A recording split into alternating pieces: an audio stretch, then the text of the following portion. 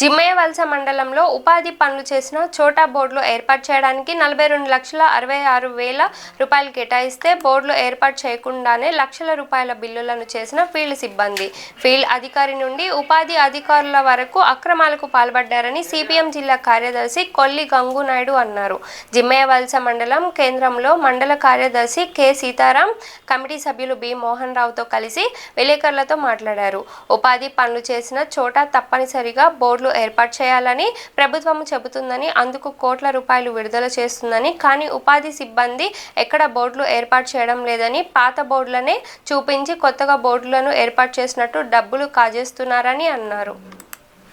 మండలంలో నిన్న ఉపాధి హామీ పనులకు సంబంధించి సోషల్ ఆడిట్ జరిగింది. ఈ సోషల్ ఆడిట్లో అనేకమైన అవినీతి ఆరోపణలు ఎదుర్కొన్నట్టు, అక్రమాలు జరిగినట్టు పత్రికల్లో వచ్చినాయి. ఈ అవినీతి అక్రమాలే కాదు, ఇంకా అనేకమైన ఉన్నాయి.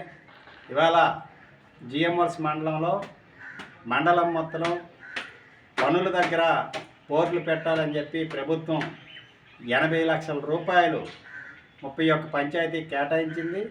ఇందులో 42 లక్షల రూపాయలు నిధులు విత్డ్రా చేశారు.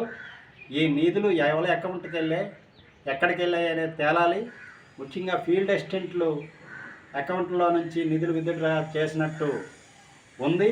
కానీ దీని మీద మండల అధికారుల నుంచి జిల్లా అధికారుల వరకు కూడా కుంభకోణం జరిగినట్టు మాకు అర్థమవుతుంది.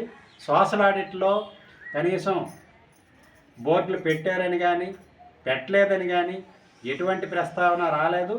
దీనికి మండల ఉపాధి హామీ సిబ్బంది ఖచ్చితంగా సమాధానం చెప్పాలి. ఒక జిఎంవలసే కాదు, మక్కువలో కూడా ఈ బోర్డులు పెట్టలేదనేది ఆరోపణలు వచ్చినాయి.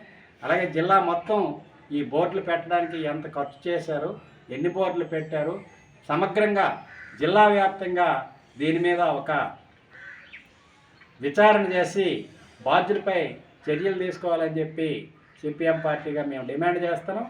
లేకపోతే మొత్తం ప్రజానీకాన్ని కదిలించి రానున్న కాలంలో పెద్ద ఎత్తున ఆందోళన చేస్తామని హెచ్చరిస్తున్నాం.